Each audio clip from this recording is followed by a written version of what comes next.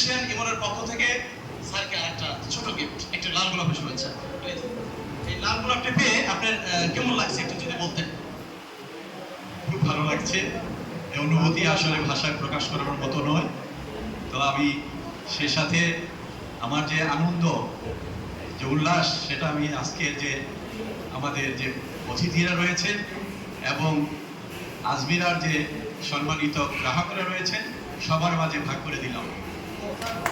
দর্শকরা কি লাল গোলাপে খুশি? না, লাল না এটা। ও কি বলছে? এটা লাল না। ও লাল গোলাপ নেই।